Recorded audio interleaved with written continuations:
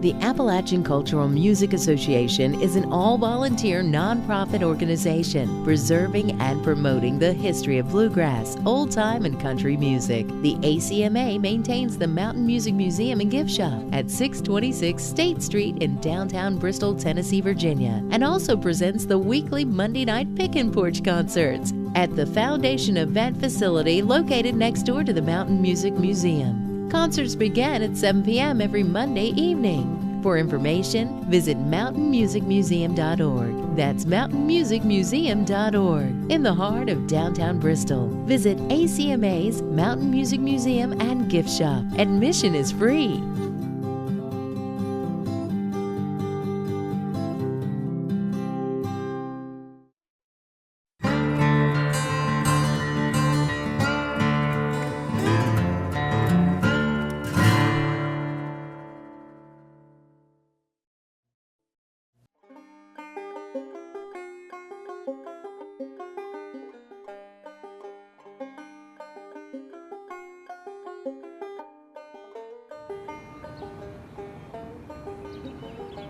I was born in Bristol, Tennessee.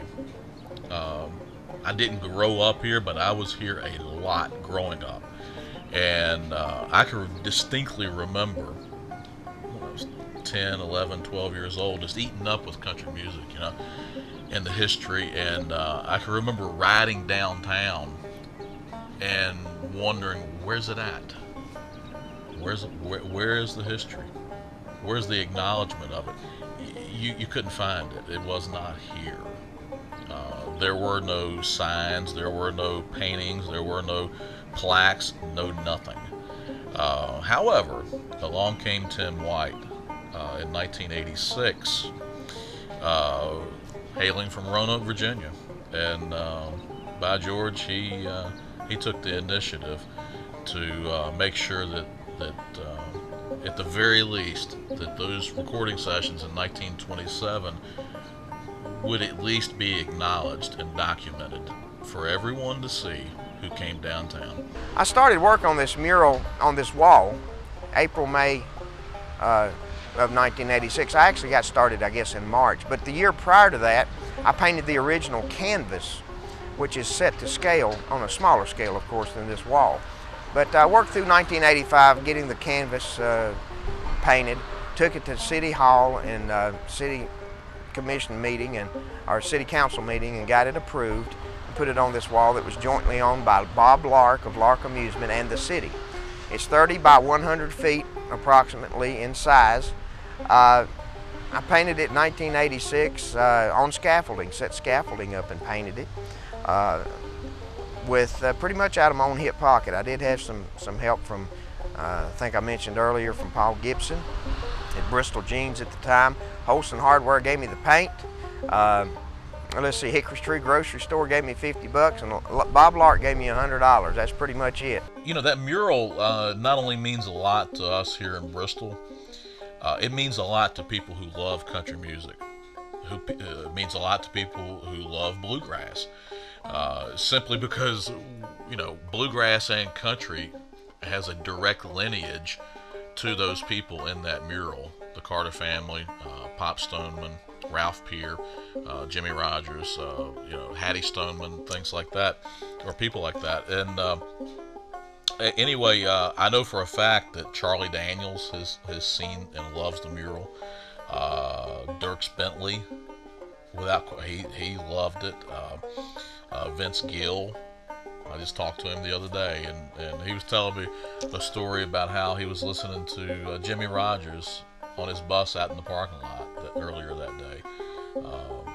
That his father had turned him on to Jimmy Rogers, and he loves the mural. Ricky Skaggs, I know, loves it. Jerry Cherry Holmes, a few years back at Rhythm and Roots, when he found out that his band was going to play while looking at the mural, was just elated. He couldn't get down there fast enough. They adore it. They embrace it. They adore it. It's a treasure. Bristol's lucky to have it. This mural took me about a month to paint.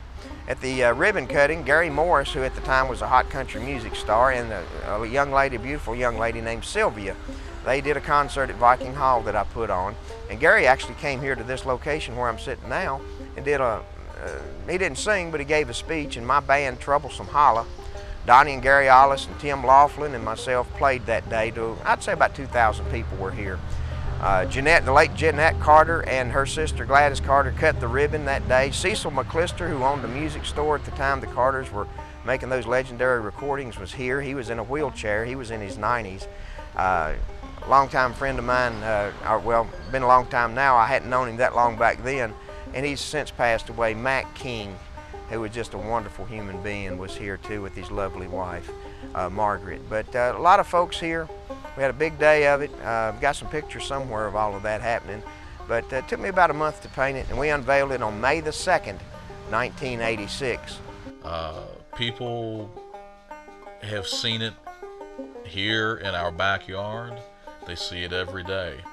However, people have also seen it around the country and across the world. That mural has made it into magazines and publications from here to Japan, and I dare say, you know, Europe, and most likely Africa, and probably South America as well. It's been quite an ambassador for Bristol, for country music, the history. Hadn't done bad for me either as an artist, but I'm really proud of this mural and what it's done to extend the word of bluegrass, old time, and early country music to the world, not just our region, not just the United States, but all across the world.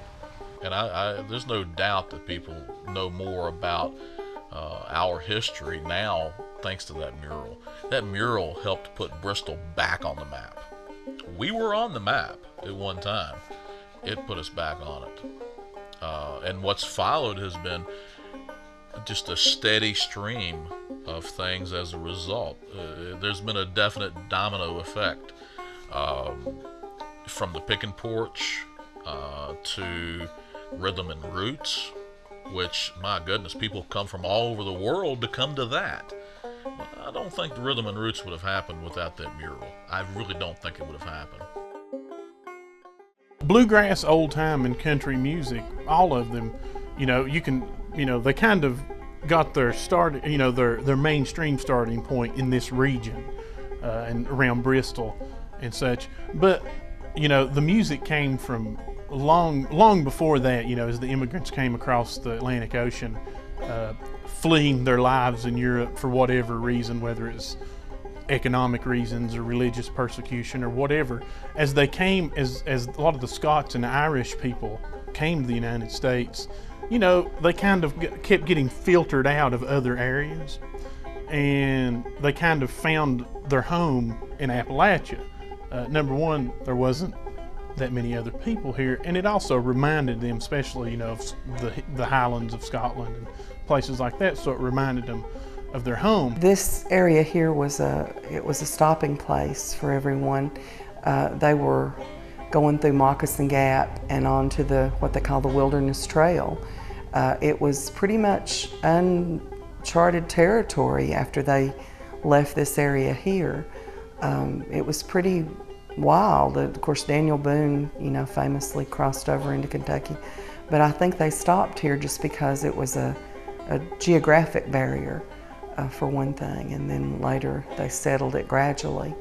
Well, they only didn't bring themselves and their families and their food traditions and their storytelling. They also brought their music, which was, Scots-Irish, Celtic style dance tunes, fiddle tunes, a lot of fiddle music and dancing music. The music that sprang up in this region, which, is a blend of the music from the African banjo and the European fiddle meeting here.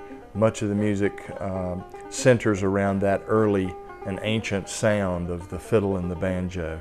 You have the Scots-Irish fiddle music, which, is kind of like reels and jigs and things like that, with this real kind of boxy rhythm patterns. Here in the mountains and in the South in particular, you had the slaves who had brought from Africa with them the gourd banjo. Then you also started getting influence from musicians who had been in the Piedmont or in the Deep South who had been influenced from the African American musicians. You know, whether it was blues or the banjo was actually kind of a Piedmont instrument that kind of eventually it was brought over from Africa, the banjo was, and it kind of eventually migrated into the mountains from the Piedmonts of, you know, North Carolina in that area. So it just seems like the fiddle and the banjo kind of met, and they started, you know, making this unique sound that we still have today. And it's kind of grown out of that. And then from there, you know, you had later on added the guitar, which of course comes from Spain and Mexico. And then later on, we added the bass fiddle, and now we have this uniquely American, really string band sound that was developed in the mountains. A lot of people here sang the ballads and traditional songs that were passed down in Europe, England, Ireland, Scotland. They brought those with them, and it was a way of preserving their history because there were not a lot of books, and most of them were not that well educated. But song was a way that they could preserve their history. It was a way they could socialize. It was a way of holding on to those ties of where they came from. There's also the religious component to the music that's had a huge impact on not only the music but the lives of people who settled this area. A lot of the immigrants, even back then at that time, bagpipes were very expensive instruments, and they still are today, but fiddles were not so expensive, so they might have been able to afford a fiddle or maybe even made one. And a lot of the old piping tunes even, they played them on the fiddle, and we still do today. So you kind of have all these, it's kind of setting up for kind of a musical explosion. So you have all this Scots-Irish kind of jigs and reels and these fiddle tunes, and then also the ballad singing. That's also a big part of that culture. And then you start mixing it with some of the African influence ideas, and later it becomes like country music, because you have Jimmie Rodgers, who was kind of the father of country music. You know, if you listen to his music, you can hear he does yodeling as well, but you can hear a lot of the blues influence in Jimmie Rodgers. Of course, he was from Meridian, Mississippi originally, and he was in the region performing when the 1927 Bristol sessions took place. Then you had the Carter family, who kind of represented what had become the ballad, what came out of the ballad singing and the Scots-Irish fiddle music. So they were kind of representing that area. So that kind of led to they were the first family of country music.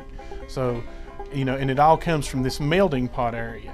And then you had a guy in northern Kentucky who's he was a little bit off the map, but Bill Monroe, who was influenced by his Uncle Pen, who was, you know, kind of a Scots-Irish fiddle player who'd migrated around.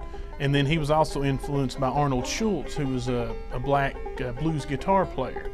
It's just a music that's, it's sustainable. It's got some kind of great legs and strength and vitality that it's been able to keep going for so many years and be handed down. I always describe it as being like an heirloom. It's something that people find very precious, that they pass along, and it's been handed down to them, and they're preserving it and handing it on to the people to come. Author Nolan Porterfield called the Bristol Sessions the Big Bang of country music. And as far as the world is concerned, he was right. However, for people of this region, it's more than just that. It's us. It's about us. It is us. The music is ingrained in us just as surely as the air that we breathe. It's who we are. Remember, every Monday night from 7 to 9 at 620 State Street in Bristol, Tennessee, at the Foundation Event Facility. Admission is free. We do ask for donations. Listen to this. Flatt and Scruggs, Roy Acuff, the Carter family, Jimmy Rogers, the Stoneman family, the Stanley Brothers. See the history of these country and bluegrass artists and much more at the ACMA's Mountain Music Museum in the heart of downtown Bristol on the Tennessee side of State Street, country music's birthplace. Experience it at the ACMA's Mountain Music Museum. For information, visit our website at mountainmusicmuseum.org. That's mountainmusicmuseum.org in the heart of downtown Bristol. Visit the ACMA's Mountain Music Museum and Gift Shop. Admission is free.